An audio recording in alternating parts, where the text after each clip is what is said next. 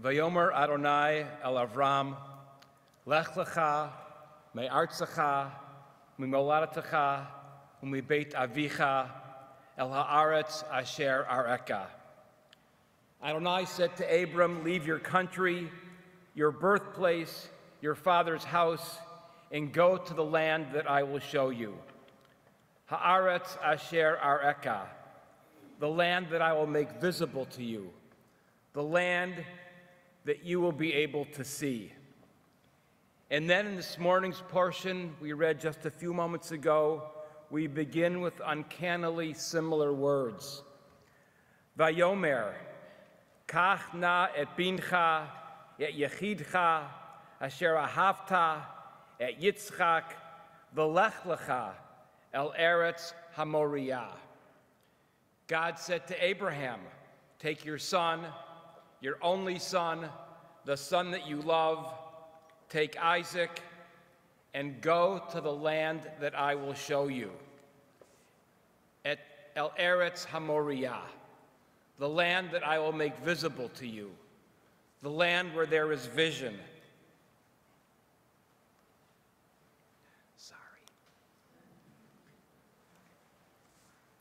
Here we have God's first command to Abraham to leave home and go to the land that I will make visible to you. And then just 10 chapters on, what we read this morning, God orders Abraham to take Isaac to the land of vision. As God is leading Abraham to this place of vision, I wonder what Abraham saw as he surveyed what lay ahead. Did Abraham wonder at all about the future?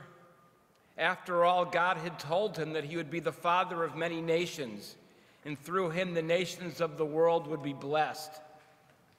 As Abraham climbed Mount Moriah, that mountain of vision, did our mythic Abraham envision the temple that Solomon would someday build on that very spot? Did Abraham see that the Babylonians would come someday and destroy that temple? Did he foresee his descendants laid down by the waters of Babylon in tears, mourning their exile and the loss of God's house?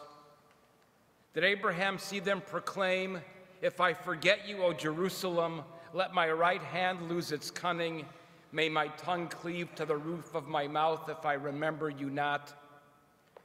Did Abraham foresee Ezra return to Jerusalem from Babylon 70 years later and rebuild the temple? Does Abraham get a glimpse that later yet Herod under Roman rule would revamp and overhaul this second temple, making it one of the architectural wonders of the ancient world? Does Abraham see then this temple destroyed as those pesky Judeans rebelled against the yoke of Rome? Was Abraham able to see the wisdom of Yochanan ben Zakkai, who in this great mythic story of ours sneaks out of Jerusalem and establishes a school in Yavne where Torah would be taught, such that with the destroyed temple, Jewish life continued, albeit in a perpetual state of mourning and longing for return to that land?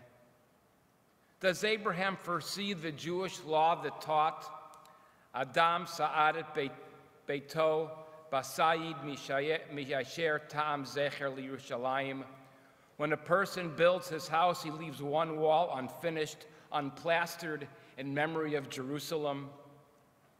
Did Abraham ever know that the Jewish homes in Europe would hang a mizrach, a wall hanging on the eastern wall, simply because their hearts were in the land of Israel? I wonder what Abraham envisioned on that long walk with Isaac, just as I ask myself at this moment, what do I see? What do we see? When we look at our Jewish world today, I know that I see too much. We are a people at war. We are a people in mourning. We are a people in fear. And we are a people divided. When I look at this morning's Torah portion, I wonder, as Abraham certainly wondered as he climbed that mountain with Isaac, is this really the path to the future? What is our path? What is the role of Zionism in our American Jewish future? What is the place of Israel in our American Jewish future? In fact, we might ask in this moment, what is the place of America in our Jewish future? We know from a close read of this biblical text that after this trauma up the mountain, Abraham and Isaac never speak to each other again. They leave the mountain separately. So we ask, what is the distance between today's Abraham and today's Isaac, between today's Jewish generations? We ask, what is the relationship between American Jewry and Israel? As I look out at this, my final Rosh Hashanah sermon at Temple Micah, what do I see? Where has our Jewish journey led us? And I offer these thoughts this morning, or now I say this afternoon, as an unabashed liberal Zionist. And as I am wont to say, many Zionists hold me in disdain because I am liberal, and many liberals whom I do not deem as liberal hold me in disdain because I am a Zionist. First, my Zionist definition.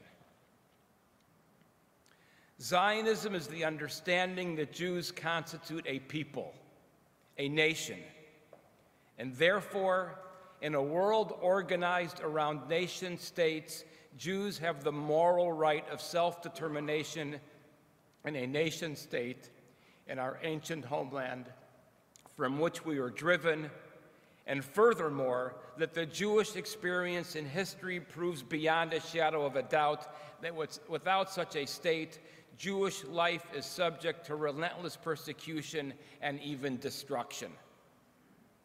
I am a liberal Zionist because I believe that everyone living in such a Jewish state, Jewish or not Jewish, is entitled to full and equal rights of citizenship as clearly articulated in Israel's own Declaration of Independence.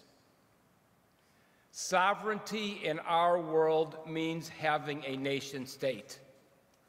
This is in no way a preference, but a pragmatic necessity. And for more on this, I can refer you to Amos Oz. So when we look into our world today, what do we see? For one thing, we have entered an age of tribal intolerance. An ethnic, religious tribe on one side, a moral, philosophical tribe on another. First, the ethnic, religious tribe.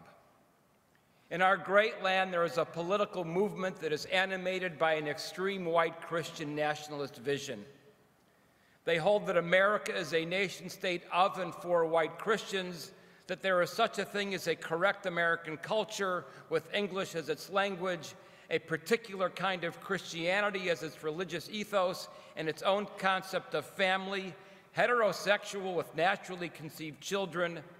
In this mindset, the creative arts must be controlled, history has to be taught in their defined way, the Civil War was a great lost cause, library shelves have to be monitored because the wrong books influence the reader with unacceptable ideas or behaviors, and immigrants are invaders, especially if you are a person of color, and Jews are outsiders and threats because look at how we control the banks, Hollywood, and the media.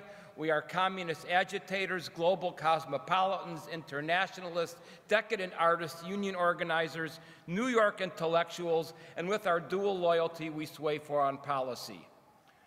It gets worse, not better. Is it not horrifying that Holocaust denial has seeped or perhaps flowed into the far-right conversation?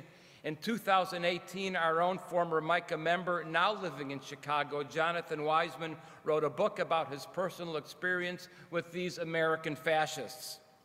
The sewage has now gone farther. We can just consider a recent Michelle Goldberg column, quote, "Not every red-pilled conservative ends up arguing as Candace Owens did. Owens describes herself as Hitler curious, but she says that Hitler gets a bad rap. Continuing the quote, but the weakening of the intellectual quarantine around Nazism and the MAGA right's fetish for ideas their enemies see as dangerous make it easier for conservatives to surrender to fascist impulses. End of quote. This is where one influential political sentiment lives. We all know where. Hitler has become someone to consider. Hitler fans are embraced without shame by those running for our highest elected office. To American ears, this should sound absolutely unbelievable, but we have already been told that, quote, there are very fine people on both sides. But we Jews have been told even more. We have been told that we have to be crazy, we have to have our heads examined, and that we don't like the Jewish people if we vote for this candidate's opponent. How can we not wonder if we are being set up as the scapegoat if this candidate loses the election? History tells us what happens when Jews as a group are called out by politicians. Don't think there is no such thing as American fascism. We know that when we see voter suppression, book banning, and censorship, we are seeing the tip of the iceberg. Anti-Semitism and a totalitarian white Christian nationalism are anchoring the root. History teaches us that authoritarian anti-liberal forces always fear a free mind. Heinrich Heine's tragic words should not be forgotten. Where they burn books, they will come to burn people. And here, as an aside, I would beg for the messianic, authoritarian, culture-censoring zealots in the current government of Israel to look into Heinrich Heine's mirror. It is no accident that the same people that censor Israeli cultural expression allow the murderous rampages on the West Bank. Back to America. In celebration of America's bicentennial, Librarian of Congress Archibald MacLeish wrote these words. You've heard this quote before. I warned you last night this was going to be some of my favorites. But MacLeish, quote, there is not a single police state of any ideology which does not confess by its Berlin walls, its nets of concentration camps, its censorship of books, its suppression of minds that it is afraid because the free mind it cannot conquer. The border walls, the family separation detention camps, the book banning in library districts across the country, and the Florida, Oklahoma, and other school district curricula check every box MacLeish offers. We have all of those things in this country. If our Judaism stands for anything, it is this self-same free mind that Archibald MacLeish writes of. Irving Howe put it like this, quote, never a captive mind, but a mind committed yet dispassionate, ready to stand alone, curious and skeptical. The banner of critical independence is still the best strength we have. Irving Howe was speaking about America's Jews. The banner of critical independence is still the best strength we have, end of quote. Our Jewish inheritance is everything from Spinoza to Albert Einstein. Take that. And if you prefer the arts, it is everything from the psalmist to Leonard Bernstein. Take that. We say no compromise at all when it comes to a free mind. This is a radical and dangerous force we are facing in this country, and make no mistake, they see Jews as a primary source of cultural creativity. What about the other side of the divide? Here, our Jewish challenge is centered on a radical, utter rejection and deliberate mischaracterization of Zionism. This has been evident for some time. This year, it boiled over in both word and deed. For my family, my personal family, it began with our witnessing in horror the triumphant anti-Israel, anti-Zionist, anti-Semitic demonstration on October 8th. That's right, October 8th, down Chestnut Street in Center City, Philadelphia. We had gone to Philadelphia the night before for a wedding on Louise's side of the family. It was a great wedding, by the way, that October 8th evening. But in Center City, Philadelphia, on Chestnut Street, on October 8th, mind you, at noon, the chants of Palestine will be free from the river to the sea and global intifada echoed around us. There was no doubt that those who celebrated on that day, on that parade with police guard down Chestnut Street in Philadelphia, on that day they had crossed the line from pro-Palestinian to anti-Semitic. Our hearts drained to the very bottom when we saw that proud participants in this horror show included a delegation from Jewish Voices for Peace. Remember, this was October 8th. Hamas was still running all over southern Israel. In our own city, later in the year, the George Washington University anti-Israel campus encampment featured a sign, "Final Solution." Leon Wieseltier wrote this in response, quote, "For all of Israel's cruelties towards the Palestinians, it is a gross historical lie that the Jewish state ever set out to eliminate every last Palestinian and every last vestige of Palestinian culture so that the people and the culture would disappear from the face of the earth." Wieseltier continues, "Aren't war crimes or crimes against humanity evil enough? Genocide has become the term with which to describe the atrocity of which one most disapproves. There certainly are genocides in the world now, the Uyghurs most notably, but the left never marches for them. Rohingya, not a prayer. Sudanese, it appears that you have to be fighting Israelis or Jews for progressives to bestir themselves on your behalf." Wieseltier concludes, "Anyway, the definition of genocide is not quantitative. The Hamas savagery of October 7th, even though it killed only 1,200 people, was in fact genocidal, owing to the anti-Semitic and eliminationist motivations that are amply and explicitly articulated in Hamas's literature." End of quote. The liberal Zionist space is a lonely one. Last May, as I addressed our Temple Micah High School graduates, I spoke to them about the environment they would be facing on the college campus. The odds were great that among those with whom they would find common cause on abortion justice, ballot access, global warming, immigration reform, living wage, working rights, you name it, there would be a bright line on anything regarding Israel and the Palestinians. I urged our students to strive to distinguish between legitimate criticism of Israel government policies and the movements towards the delegitimization of the only Jewish country in the world. How many times must one say that the current Israeli government is a desecration of everything Judaism has ever taught? The violence its ultranationalist, expansionist, racist thugs promotes are in two Hebrew words, chilul Hashem, a desecration of God's name. The Gaza war, incited by Hamas's brutal, evil pogrom of October 7th, became a horrifying nightmare as the Palestinian death toll rose, the hostages remained in captivity, and no plan has emerged to date for how to move towards a shared and peaceful society for both peoples. Israel is led by a man with no plan except his own survival. A revenge war leads to nothing but more revenge. All this while Israel continues to face real dangers, which emanate, as we just saw this week, from Iran and its proxies surrounding Israel.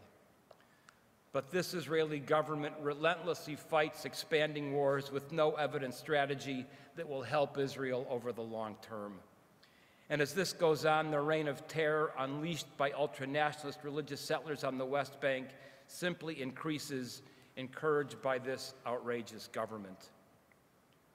Retired Israeli General Yitzhak Brick, the former director of the Israeli Army Military College, wrote, quote, "The Gaza war hasn't achieved any of the goals they had set. The foremost of these goals was destroying Hamas and freeing all the hostages, but in reality, Hamas still controls the whole strip, including its tunnel city and all of Gaza's residents in every walk of life." End of quote. And Israel's most highly respected former chief of staff, retired General Gadi Eisenkot, captured the situation in one sentence, quote, "Israel has failed miserably to achieve its goals," end of quote. And this in a war where the general lost his own son in battle in the Gaza Strip against Hamas. A true, tragic, contemporary, and too sad Abraham Isaac story. the general and the general's son. How can we in America not be overcome with a sense of horror and loss and grief? Are we waiting for an angel of God to call back the knife as the ideals and aspirations of the Zionist story are destroyed by radical messianists and the Zionist vision of an earlier era unravels? I both worry and wonder about those that truly hate Israel and regard Zionism as a curse. Why this disdain? Why their disregard for liberal Zionism? Are they unaware of our existence? Do they not know of J Street, the New Israel Fund, Americans for Peace Now, and the group that commands so much of my own time? Truah, the rabbinic call for human rights. Do they not know of our unceasing critique of Israeli policies, our efforts for a different Israel?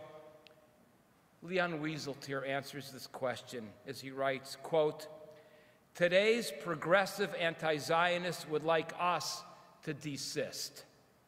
Our work spoils their paradigm, which is that liberalism and Zionism are incompatible. What is true is that we doves, we moderates, we two-staters are the big losers in present-day Israel. But progressives should understand that historical reversal is not the same as philosophical refutation.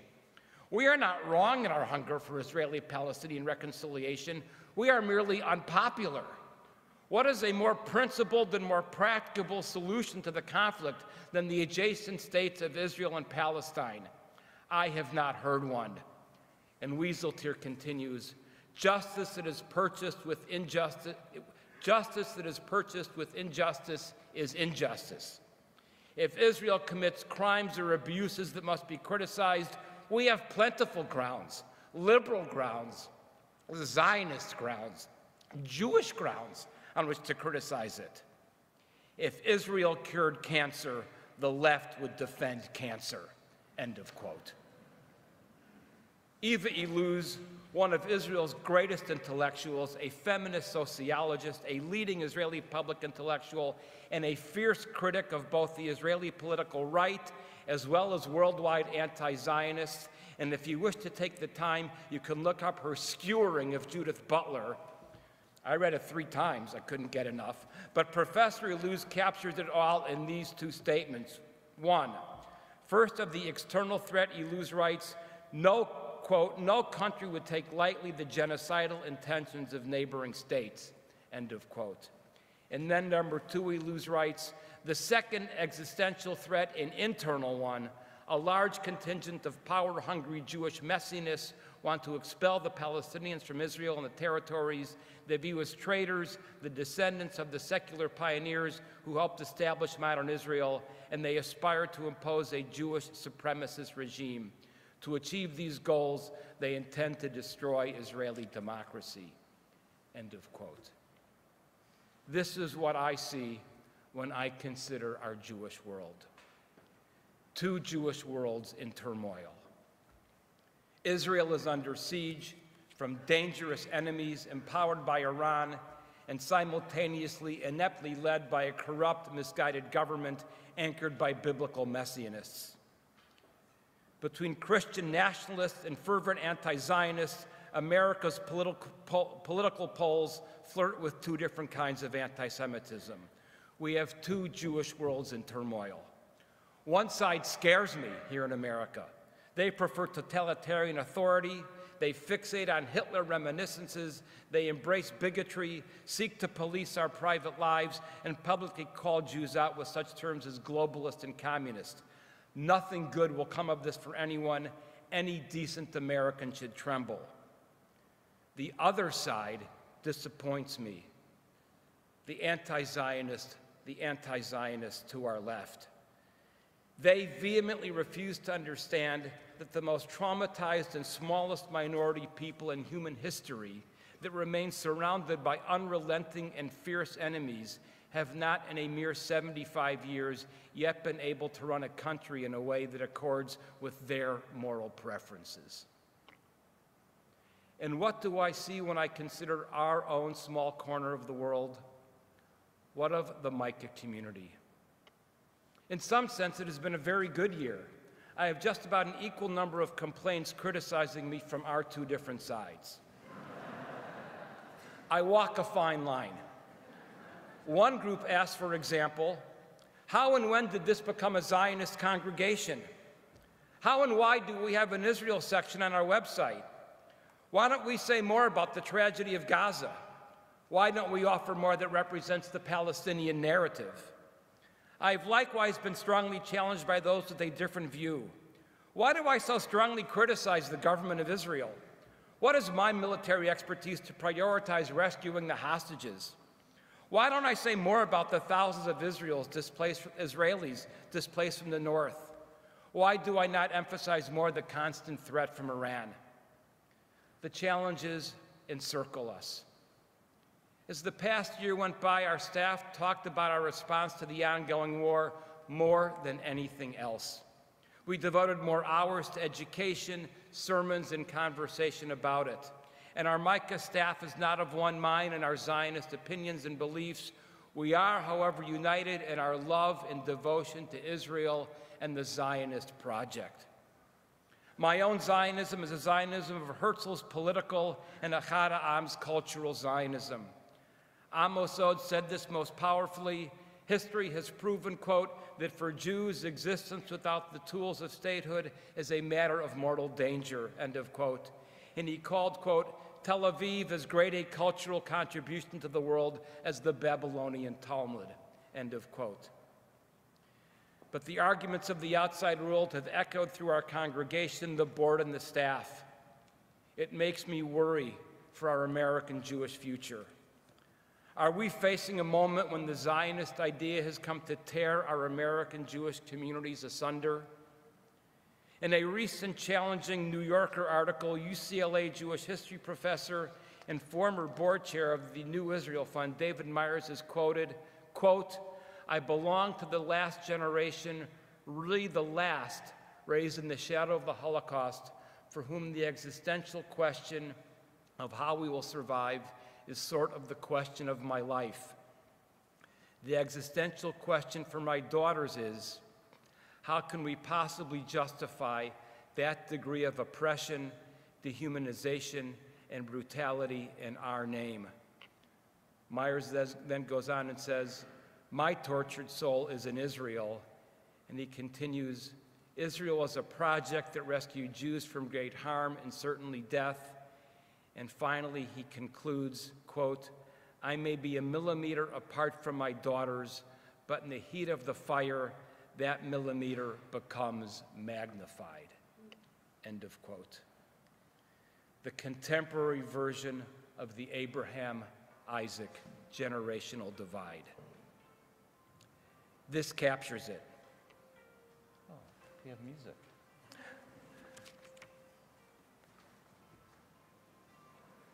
I'll wait. Maybe I shouldn't wait. Should I wait? Okay.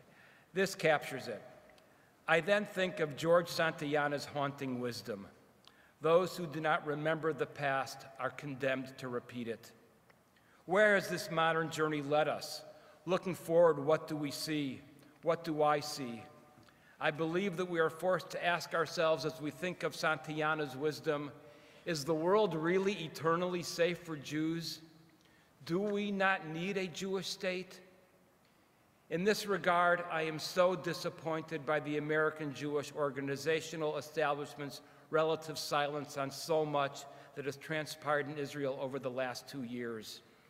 The anti-democracy movement disguised as judicial reform of 2023, and then the too many horrors to even list of the last year. Our major American Jewish organizations have largely followed a support the government of Israel posture. We have allowed ourselves to be silenced while a messianic expansion into the West Bank was done under the guise of so-called security needs. We are in the midst of a growing pain struggle to create a mature American Zionism. Our great Zionist diaspora has not yet fully learned how not to take marching orders from Israel's government. We can see from afar what Israel is doing to itself. When will we come to fully understand that we here in this country are a flourishing American Jewry, equal partners in world Jewry's state of affairs, and we need take no orders from Jerusalem? Our Zionism must be along the lines of His Majesty's loyal opposition. Sometimes we vote with the majority, but sometimes we need to vigorously challenge the dictate emanating from Zion. Larry Hoffman asked me if I might ever not be a Zionist. I don't know how to not be a Zionist, I responded. He pressed me. What if Messianic settler governments become the norm and West Bank expansion continues?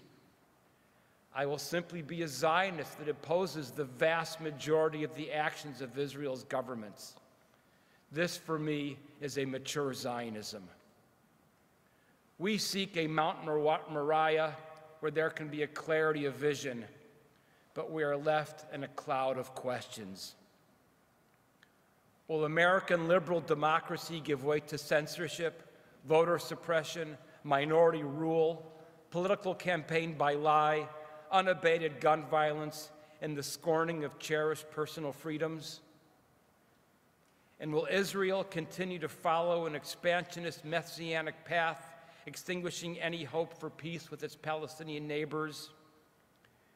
We do not know what the future holds, but I know that I will remain on the liberal bridge. Nachman Bratzov was correct. Kol ha'ulam kulo gesher tzar me'od. We all stand on a narrow bridge.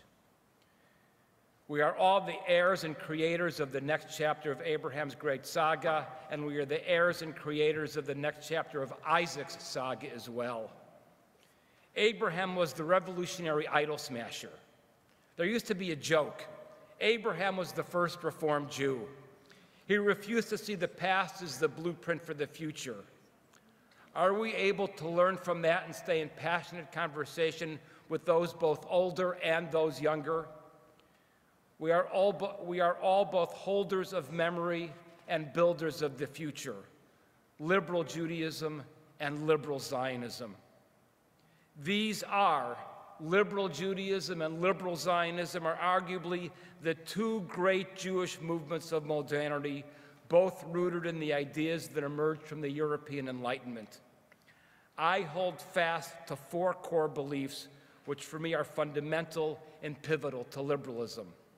I thought about this. I can't tell you how much I thought about this over the last many, many months. I read more books on liberalism and what being liberal is about than almost anything, and I've boiled it down to these four.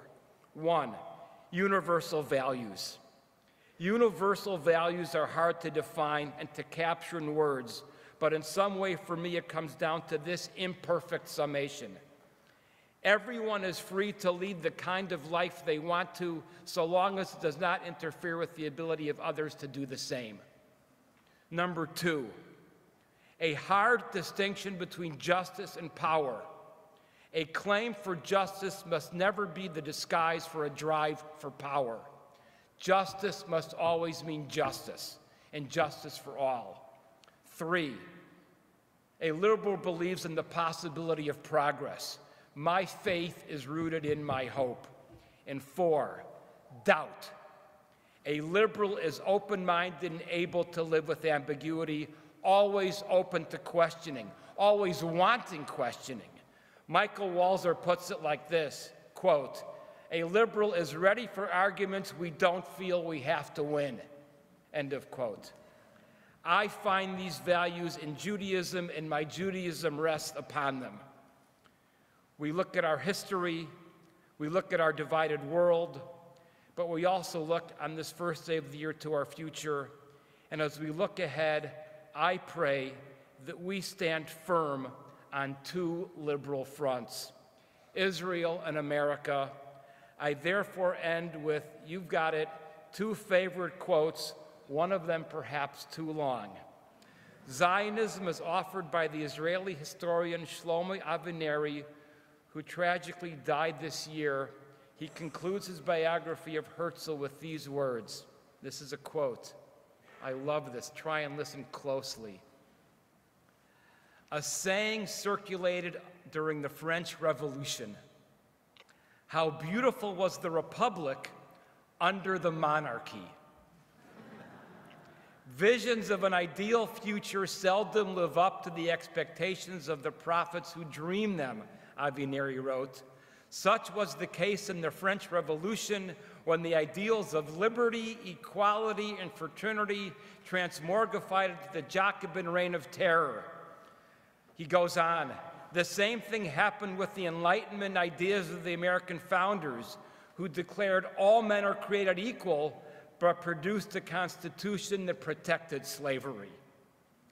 Neither would it be hard to make a long list of the disparities between Herzl's vision of his old new land and the realities of Israel today.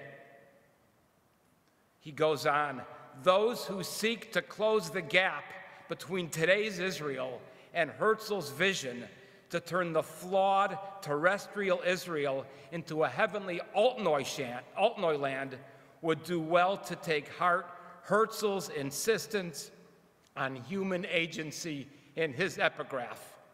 If you will it, it is no dream.